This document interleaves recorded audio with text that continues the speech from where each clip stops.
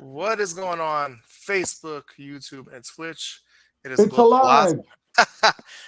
Will Colazzo here with legendary director Phil Herman and legendary actor director and our special guest today, Tony DeGuide. Tony, what's up, brother? Good to see you, man. Thank you. How you guys doing? Will and Phil. I know Very Will good. very well, and now I'm getting to know Phil. Yes, yes, yes, yes. And we're going to And get I to know knew each Phil other very Connors. well. I still knew Phil. I still know Phil Connors forever because it's Groundhog Day. He lives in that day for the rest of his life. And I can't wait to talk to you about that. Oh, thanks. I get That's to. So that you is are very exciting. named after Phil Connor. Phil, is that you? Phil, Phil, it's me, Ned Ryerson. Needle Nose Yeah, my Ned. friend did that part. He's a great actor, Steve. Hey, Tony, you got a great voice, man. I'm surprised you don't do more voiceover work, man. Oh yeah, look, I started in comedy, Second City, Improv Olympic. My teachers were Del Close and Josephine Forsberg and Michael Gelman, and too many to name really, but they're all fantastic, and I owe them a gratitude forever because they've done so much to shepherd my acting. When I went into it in the 90s, we trained and we trained and we trained and we trained, and it was never enough. But we just kept doing it. And Will, because you're a method actor and you're from New York and the Big Apple, which is a seriously training ground, and you were in the actor studio. So I was in Second City, Improv Olympic, Victory Gardens Theater, Steppenwolf. I did Shakespeare. There was never enough. I couldn't get enough. But they I will. wanted to pigeonhole us always, Yeah. especially Chicago. Like, you're a commercial actor. Because I lifted weights, you're getting too big. Tone it down. Now it would actually be a plus if you lifted heavy because, we need more action stars. Yeah. So, but those guys were pioneers like Stallone and Schwarzenegger and all the action stars, Chuck Norris. But we were trying to be, Bruce Willis and William Hurt and Mickey Rourke and those theater, Marlon Brando. Marlon We Brando. wanted Everybody to do looked up to that, but Marlon Brando. Yeah. once you were in comedy, though, it's like you get hijacked because it's a skill. Like, really good actors have a tough time doing comedy, but really good comedians, they can do dramatic acting. Tom Hanks is a perfect example of someone who segued from comedy to dramatic acting. But De Niro, who's a great actor, could do comedy, but it's not always interchangeable. I don't think every dramatic actor has that, you know.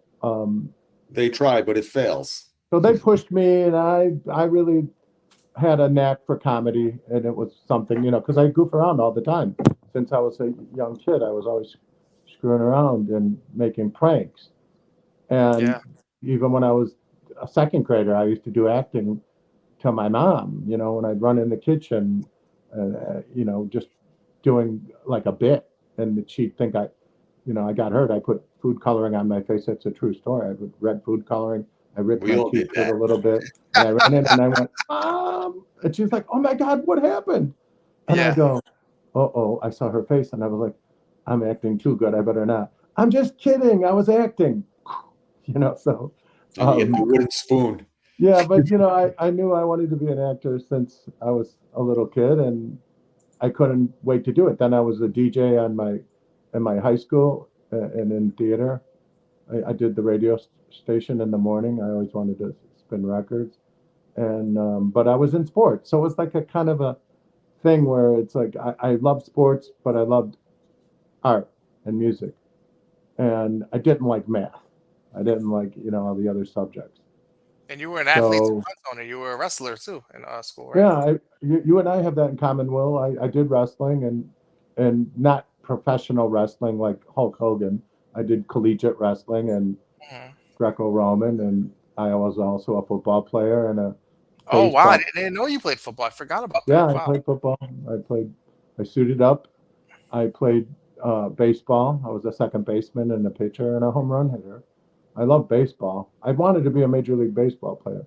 Listen, actors just always wanted to be in the limelight. Musicians, the limelight. Athletes, the limelight. And the introverted people, not so much.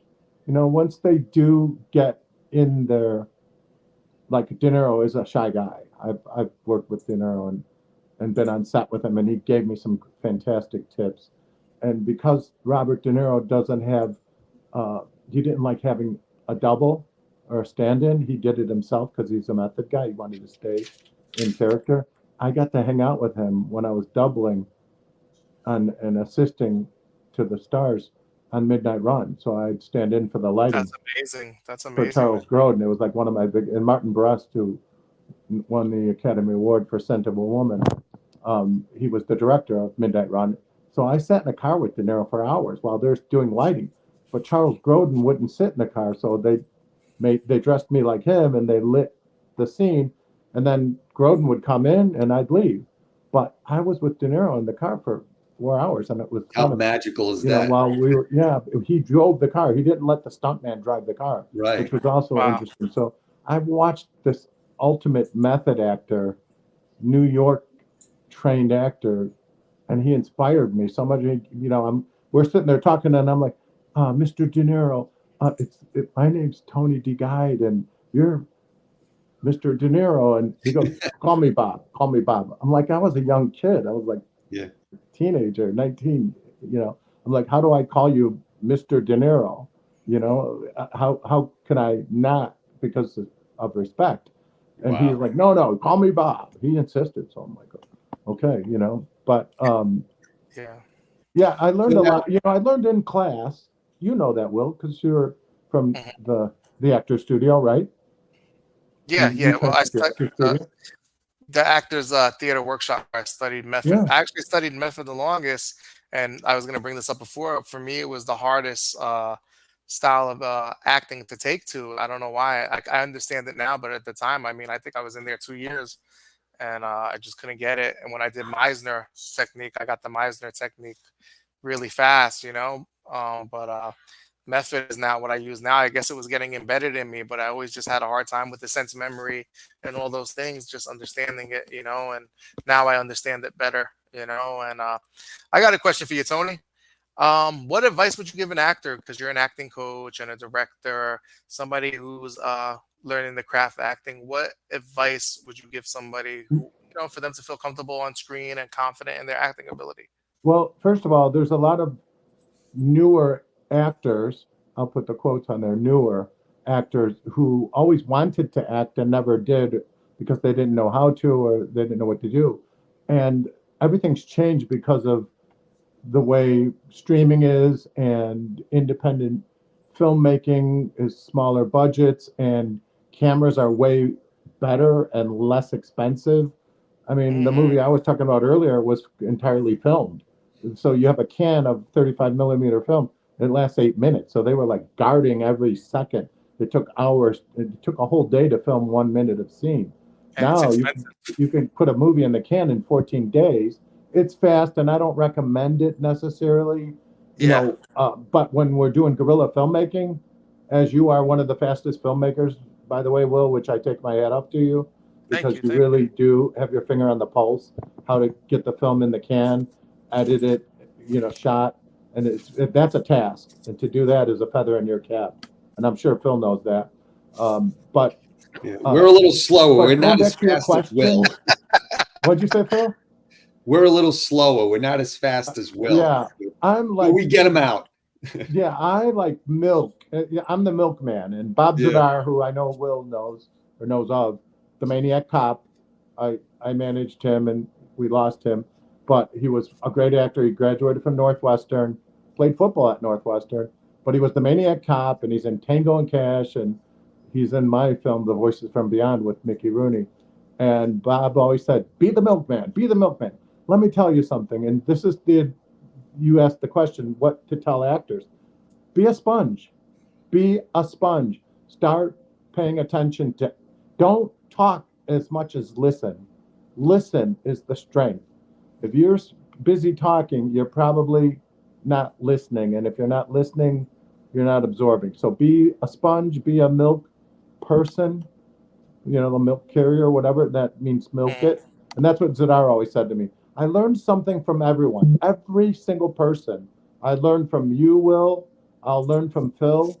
We'll never stop learning, So as an actor, as a director, as a cinematographer, as an editor, we'll just keep learning, but we'll find what we love to do and do that, because that's the real reward, in my opinion, for the craft of acting, is to learn what you love to do. Don't do it because you feel you should or you have to.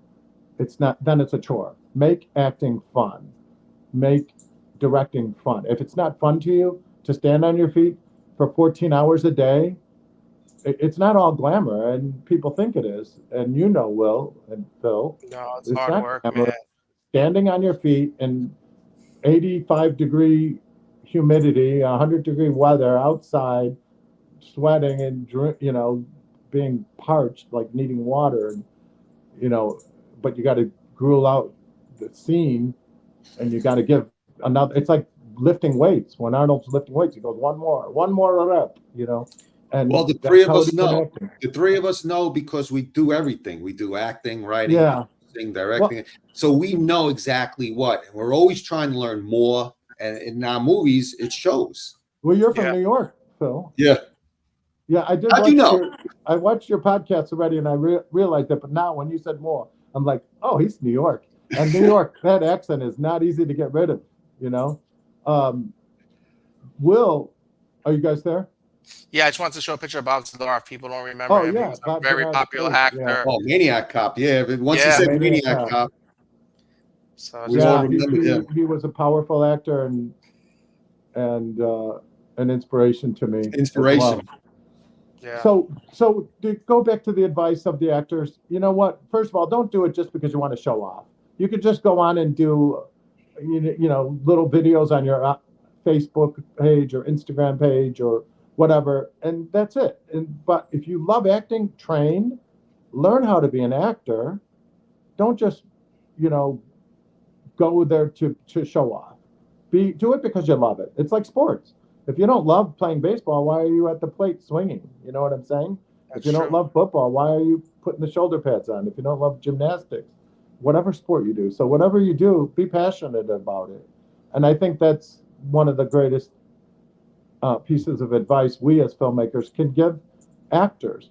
Now, to be honest with you, we are forced, and like Phil said, we did a lot of things, but we were forced to in Second City. Not like they hijacked us and beat us up and said, hey, you have to. We learned how to sing. We learned how to do improv. We learned how to do give and take. We learned how to story tell. So, do what you love doing and have fun with it. And sometimes you fall into something. For example, I don't know about you, Phil, and definitely not sure on Will's part. I think we're really deep inside actors that ended up doing directing. I know in my case, that is a fact. I didn't. Yeah, me too. Voices from Beyond, I met with Mark Jones, who directed Leprechaun, and he discovered Jennifer Aniston, so to speak, because that was one of her first movies. And I asked Mark Jones to direct the Voices from Beyond. And he said, Tony, this is the best I could do, which was a reasonable price, but I couldn't raise the money. So I'm like, okay, I was forced, believe it or not, to direct the film because we didn't have enough money. And it wasn't just Mark Jones. I talked to Gus Van Sant and others too. So we couldn't get the number to do the movie. So I said, all right, I'll direct it because I know how to direct. I went to school for this. So I had to direct, act. Then I still cast because I'm the one who got Mickey Rooney to approve the script, and Fred Williamson and Ron Dean, who gets shot by Heath Ledger in Batman Begins, and Bob Zadar, Clem Caserta, who's in Goodfellas, Analyze This, and Bronx Tale, he was in it. So it's like I just got all the people I worked with over and over the years. I stayed in touch with them, networked, and got them all. So it was like sort of I think it fell into place. I believe in God, and I believe that God, put me in the path, and I was blessed in that way. But, Yeah. Certainly. I wasn't gonna direct it, and I ended up directing it, and it was fantastic because I still stayed in my character when I played Detective Tommy O'Hara. I was Tommy O'Hara, so I'd call action, I'd set up, I had a stand-in, then I'd get in the shot, I'd call action. Mickey Rooney he was on point, because when you work with the greatest actors, it makes your job much easier, truthfully. Yeah. And one thing Well is said. important is writing. If you can write, that's Phil. You know that writing is really important. We have a saying, and you guys had that saying out east too. If it's not on the page, it's not on the stage. So Yeah. everyone can't write music. Everyone can't write a song. Everyone can't write a script. If your strength isn't writing a script, don't force yourself to write a script. Get the script from the person who's good at it, and then use your skill, directing, acting, whatever. So I got a good story for you how I became a director. I'll tell you real fast. It's pretty funny. So I was an actor. I was going to the New York Film Academy as an actor. you still are an actor. Yeah, I still am an actor. I'm going to start doing it more too. And it's like the circus for actors in the New York Film Academy. It's not the best school in the world. But anyway, so I was there as an actor, and I was going to all the open calls, and you would go to an open call. There'd be like 400 guys there, 400 guys. And this is like the early 2000s. The internet wasn't what it is today. So you had to get Backstage magazine, a newspaper. It was a newspaper.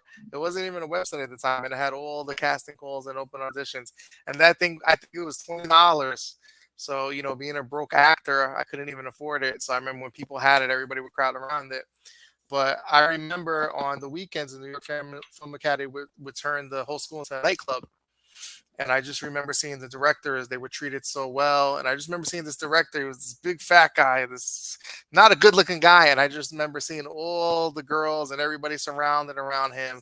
And then I looked again and I saw the other directors and everybody was crowded around him. And the actors were just standing there like dorks.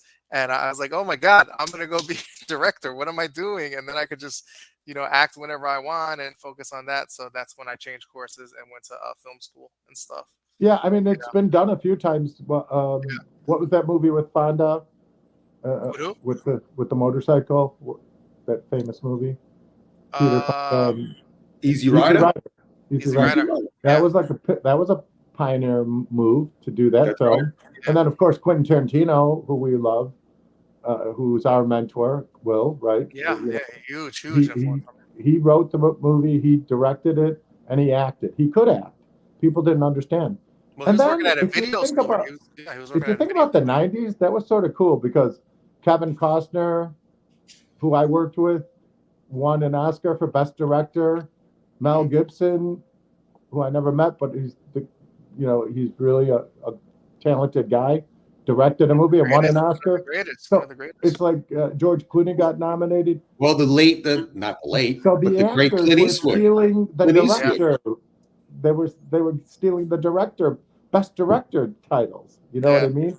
So, being an actor is a big leg up. If you can act and you're really trained and you're not just faking it, faking acting because you have a good look or whatever, and some mechanical and improvisational and method and Meisner style acting, you can put it in a blender and make your own style and play yourself. I cast Will, Phil. He doesn't really talk about it. Will's kind of modest, and I said, Will, I want you to play a FBI guy in my movie because I think he's great. I could see him with the suit and the sunglasses and that image that we see, and I think he'd be great because I bumped into the camera. Thank you, I appreciate it. Yeah. So he's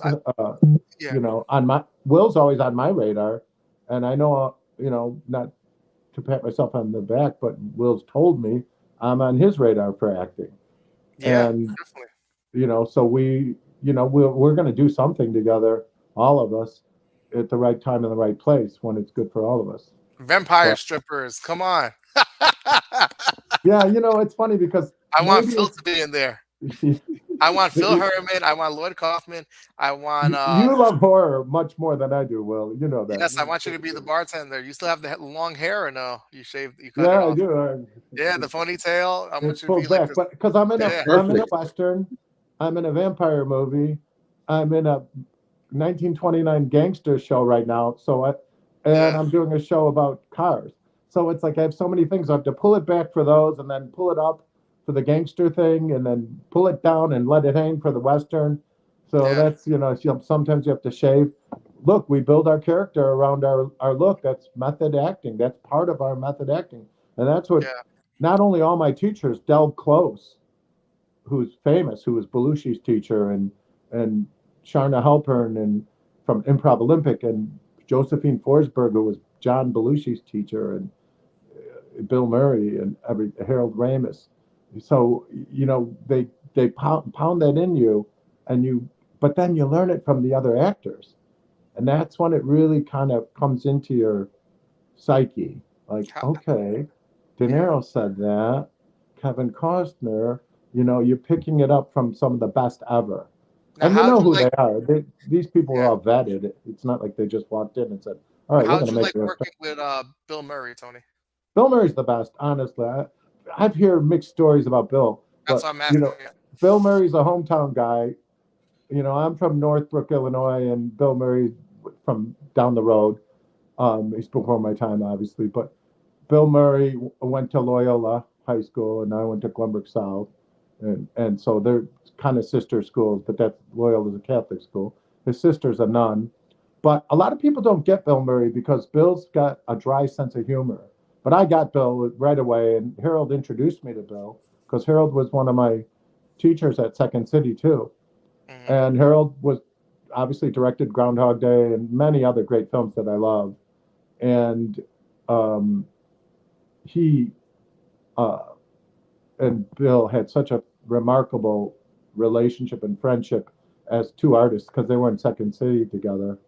And but Bill, like I said, has a dry sense of humor, and some people don't get it. But I totally got Bill, and that's why we got along. And I think it was a big deal to play that reporter. I only had one line, "Good speech, Phil," but I'm in the whole movie because it happens over and over and over. Yeah. But it Yeah. was Yeah. and it And was what pretty about cold.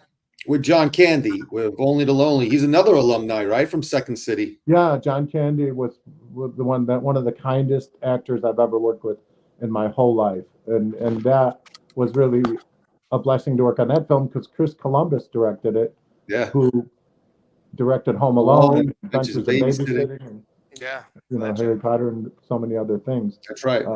And so it was truly an incredible experience. I became great friends with John Candy, and when he passed away, I found out on TV, and brought tears to my eyes because he was such a kind and generous person when you got to know him. And we were working with a real legend that Chris Columbus handpicked and talked her into it, Maureen O'Hara, who did all That's the John right. Wayne Yeah. movies.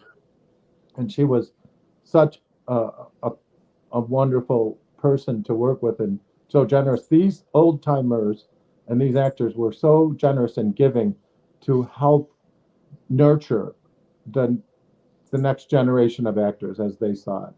So John Candy, yeah, another great guy. We miss him. Legend. Gone too soon. Gone too soon. Man, what a shame.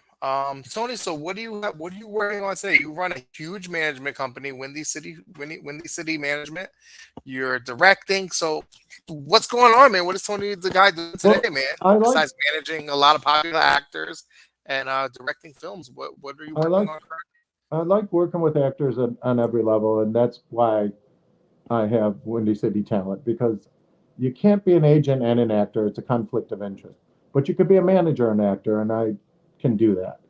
I think the thing about managing is you have to be able to get along with everybody and agents and casting directors and producers. You have to kind of find the way to be able to get everyone together on the same page. And so that's what I like about that. And I have people like yourself, which, and Julie, who are Hmm. extremely talented, and Donna Lee Heising, and so many people, Greg Talley, a great actor, and Joe Estevez, and Lance Caver. And there's too many to name. Just go on IMDb. For any of your followers and fans, just go on IMDb and check out Windy City Talent. And, I do that because I have a good eye for talent, and I like to integrate all these great talents together. And it gives me, an opportunity to put my own people in my own films besides trying to get them in other shows. So that's good, and it's good for everyone. And as far as filming, I love writing. One of my biggest inspirations, which I haven't mentioned, but I have to, is John Hughes. And he's not with us either. He passed away pretty young, 59. 90s, yeah. He was a great writer. He did Ferris Bueller's Day Off and 16 Candles. Yeah, all the movies. Planes and Trains and Automobiles. He was my first favorite director. Yeah. He was the king of the 80s. Everybody. He passed away in New York. Yeah. Right? Yeah. And he went to my sister's school, Glenbrook North. So he was a huge influence and inspiration. And I did a couple movies with John Hughes. And so I was very blessed to be able to work on his set, watch him in action. And he's the king of writing. And that was a huge inspiration to me. She's Having a Baby was really more or less about his life, about him as a writer. And, it was difficult to become a writer and to make it work in that day. Yeah. And yet he was doing commercial copy, and he was doing, I'm Italian, so I move my hands a lot, so I keep bumping into the tripod. So John Hughes was a huge inspiration. His movies are fantastic. He had a good eye. He's the one who hired Chris Columbus to direct Home Alone, and Chris hit it out of the park. And John Hughes wrote Home Alone. So together it was like an incredible team. Yeah. So those comedy, comedy really fires me up. And I know, and I always say to you, Will, you love horror. Will loves horror, Phil. And Phil, what do you like? What's your favorite? Thing. Horror. Your horror. Yeah. Well, that's cool. We should do one together. I have a couple comedies, but I'm keeping it under wraps because comedy is easy.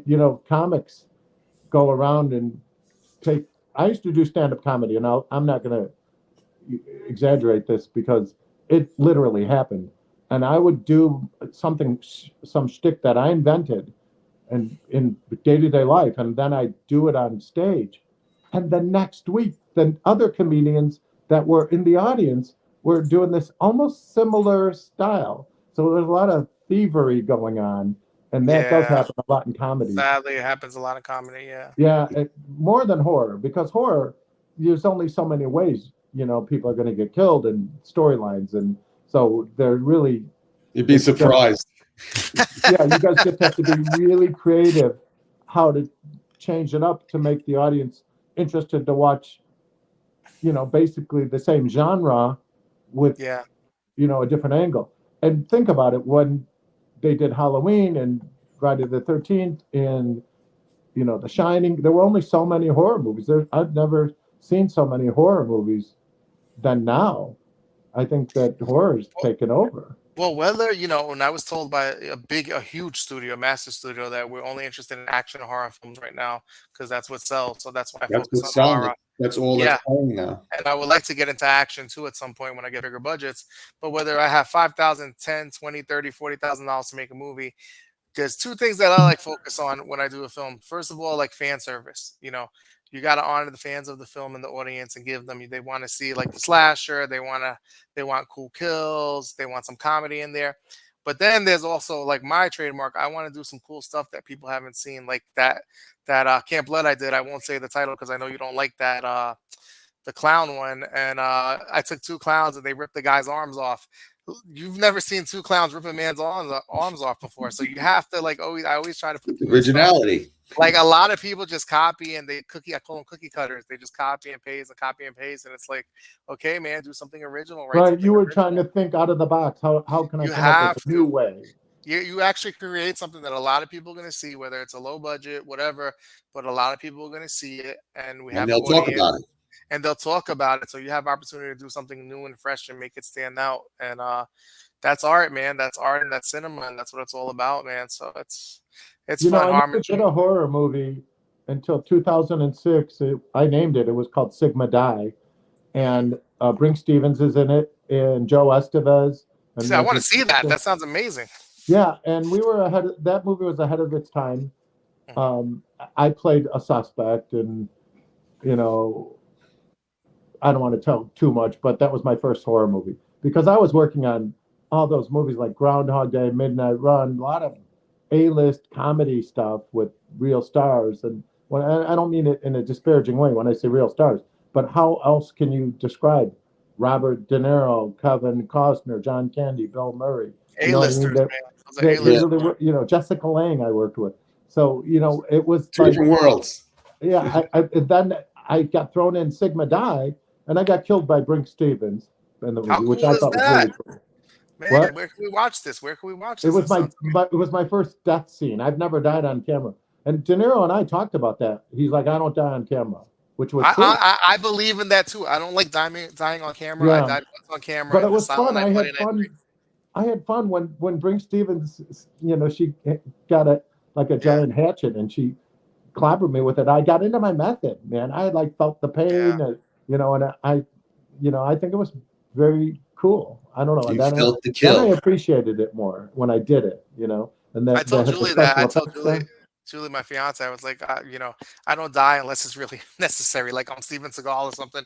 And she goes, no, I love dying on camera. It's the most fun. You get to scream. Yeah, and Voices from Beyond is a cop thriller. So it sounds like a horror, but it's not. It's a thriller. It's a psychological thriller. So my favorite thrillers are Sixth Sense, The Shining. I don't really count The Shining as a horror film. Probably the scariest horror film to me was the Halloween movie. I thought they did a great job. The original one with Jamie. The original. Yeah, but they've done so much more extremely scary movies. The Exorcist for me. Exorcist is the scariest. I was going to say that, but I have a tough time even saying that because I'm a Christian. I'm not going to pull any punches about that, and I don't judge people, but I don't like anything about the man downstairs. So that's why a lot of times if a movie's named after him, I don't like that. That's my own thing.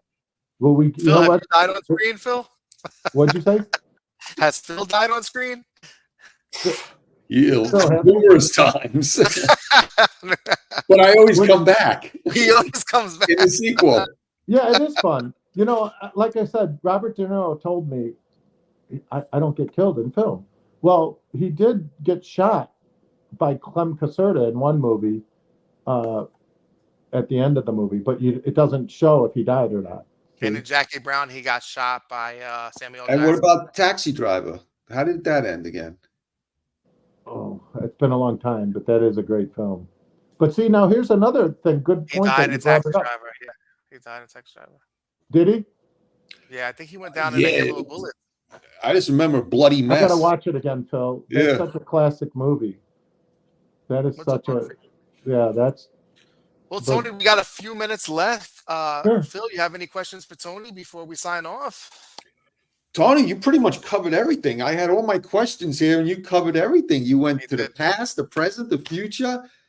You're well-rounded, and I'm well-respected from me. I mean, you do everything. But I'm on a diet now, Phil, so I'm on Atkins and keto, like Phil, so I won't be so round. Just kidding. No, but you got a lot of good things to say. And you do a lot of the Mahal movies. How is it producing movies for them? I like Michael Mahal and I like Will Colazo films. So, I have my favorite indie guys. And, if I see, first of all, I love all indie filmmakers. I love the fact that people have the passion to do this.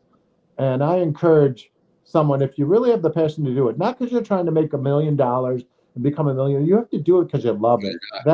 If you want to make tons of money, go in big tech, become a banker, whatever. But if you really love art, you want to be a good, like I love music. We haven't even touched on music, and I know you guys love music. These guitarists and lead singers, Aerosmith and Guns N' Roses and Metallica, you know how hard they worked to get there? No one handed it to them. They worked hard because they loved it. They made their music and they made their money. So music is very important in our yeah, movies. it is. Without the And we music, need it the for our movies. films. But those musicians work just as hard or harder than us. You know what I mean? Yeah. I mean, they lug their own equipment. Will, how many times do you hate moving your camera equipment and lights? And doesn't it get kind of It's boring scary. sometimes? It's well, now I'm at the point where I have a crew that cleans up for me, thank God. But Yeah, there well, was a that's true. time. There Well, was I'm a in time. Chicago, and we're a Yeah. union city, so that's union. Those are And I got Teamsters. That's and I union. got Julie. She's like the taskmaster, so she gets everybody going. I'll be sleeping the day we're packing up, but in the early days, man, it was horrifying. It was like, oh my God, I have to pack all this equipment after we just shot. Everybody's exhausted, and I remember we did Bloody Nun 2. We rented this huge beach house. It was a fun shoot, but there was bodies everywhere. People were passed out everywhere, and we just worked so hard. And I was like, oh my God, I gotta pack all this equipment. And it was something you didn't look forward to. It was terrible. It was really honestly terrible, and not the happiest time. You know, and you're like, how am I gonna get through this? God, only God But can the help me end get through this. result. But you yes, gotta the end result, yeah, exactly. Well, And we now love the that red carpet, right? We love the red carpet because Yeah. that's where we get to celebrate. But unfortunately, it's not enough now because everything comes and goes. Like, I hate to, be negative about it, which I'm not. I'm just being factual. Beverly Hills Cop, whatever, the newest one that came out. I mean, it was in and out of the theater. Coming to America went straight to streaming, and I watched half of it. I didn't finish it yet. I gotta, Yeah. but the first not one, I good. mean, like I watched it like 20 times Coming to America. It's So different. You know what it is? They're like these movies are overproduced now. And it's just not the same, especially like the Netflix movies. Like they just feel overproduced, and it's And not you the got same. that same window Yeah, pretty much. They're all the same pattern, the same yeah, scripts pretty much with different characters, and they got the same ends, beginnings. It's always the Netflix movies all follow that same coloring books type of theory. yeah. It's like a cookie cutter thing, and they're All all by the same. numbers. The cinematography is the same too. You I feel mean, the like you're only one. watching the same movie. Yes, the only one who does it a little different is Adam Sandler on Netflix. He makes it Yeah. a little different. He puts in his thing, but even he's his one of my it feels like it. all-time Yeah. favorites, Adam Oh Sandler. man, I love Adam Sandler. But even like Julie will kill me for this if she hears this. But even the new Beetlejuice we went to go see, and Tim Burton's one of my favorite directors, and it was, it was good. It was good, and I enjoyed it. She loved it. She was crying in the opening because it's nostalgia, but it just wasn't as good as the original. I love Michael Keaton; he was better than ever. But it's just the original was so special, and They this can't one, capture that. It's yes, it You know, didn't capture. younger I do want to say, minds. Nobody was laughing at the jokes in the theater. It's like the jokes were off. I had a fun Only the time. people that saw the original 30 years ago. Yes, yes. So me and Julie got it, and we were laughing. Everybody else was just dead silent, and I Because felt you got a bunch comfortable. of teenagers on their phones. Exactly. I do want to say that we did the movie Vampires with Richard Grieco, and he's a great actor. Is that finished? I would like to see that one, Tony. Yeah, I have a couple pickup shots left, but Okay. And Peter Angelopoulos and he's one of our producers, and he plays the priest. He did scenes with Richard. He and I met Marissa Tomei, so we really wanted to talk her into being in the film. So if I could do that, that would be a huge deal because we're a big fan. I'm a big fan, and I think you are, right? Because my cousin Yeah, Vinny. everybody loves Marissa Tomei. Julie knows her personally. Julie Does knows she? her. Wow, yeah. She's met her before. We just met her a couple of weeks ago, and she was really cool. And, hey, if you need an actor for a scene with Marissa Tomei, you could, or an actress. oh yeah, Julie I want you. I want you and Julie to be in Vampires, and maybe Phil. Phil, you like getting killed? Let's just find a new way to kill you. Oh my God. We'll have Lance Caver. He's a decorated war hero, and famous. We'll have Lance Caver sniper you out. Perfect. In the scene. So Phil, it'll be a dream come It'll true. be anticlimactic. I'm going to have Will come from behind with a clown thing on, ready to rip both of your arms off, but it's too late because Caver comes in. And they'll have two well-endowed vampires. We won't see Will die. And then we'll have Julie with a bow and arrow on the other side, and then the bow actually goes in first. Yes. See, it's creativity. So we'll get the ultimate death scene. That's it. Now we're having too much fun. Now, Tony, it's a pleasure. This guy's It was great, great. man. Tony's also my manager. Yeah. People don't know that I keep it private. He helps me with every situation, and very blessed and honored to know you, brother. I went through Well, a thanks. Yeah, situation recently, and Tony was there for me. I really appreciate you, man. it's fun to work with you, and you know, we have that connection. And now And I we'll have be it with together Phil. on set. We'll be together on And set soon. And yeah, now Phil's amazing. I'm gonna be watching the Jets because Aaron Rodgers is it. Yes. Me, I can't wait. It's gonna happen. I can't wait. And And Phil the is a Bears won, so hey now, Tony. Phil's a legend. Phil's been doing this since the '80s. He's a cult directing SOV legend. legend. SOV legend. SOV. He was one of the first guys with a camera making these independent horror films. Hey man, if you need a manager, hit Tony up, Phil. He's a good manager, man. yeah, but you know what? I'm always up for New Yorkers. Yeah. I'm Big so Apple, damaged. I'm we're so called the damaged. Your second head would city, spin. and we love the Big Apple. You know. Oh man, you know Tony, this is great. We really appreciate you coming on. Yeah, it was my pleasure. You know, you guys are doing a great job, by the way. I watched both of your shows. Now this is the third, and I like it. You know, it's fun. Lucky and I number 3. like that you don't take it. It's not like 4 hour long either. That's smart. You know. So yeah. You get in and out. You get the We questions. try. You get your the person you're interviewing to engage and talk instead of interrupting them all the time. And Right.